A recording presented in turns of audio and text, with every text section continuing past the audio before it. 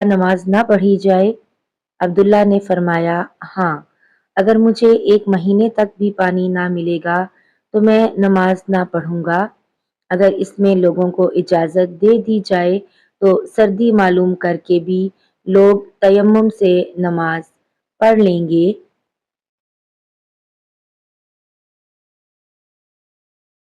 ابو موسیٰ کہتے ہیں کہ میں نے کہا، پھر حضرت عمر رضی اللہ تعالیٰ عنہ کے سامنے حضرت عمار رضی اللہ تعالیٰ عنہ کے قول کا کیا جواب ہوگا؟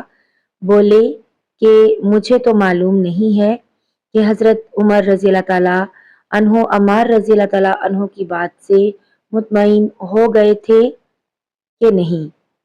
صحیح بخاری حدیث نمبر 345۔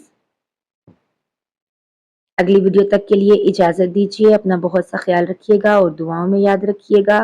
اللہ حافظ۔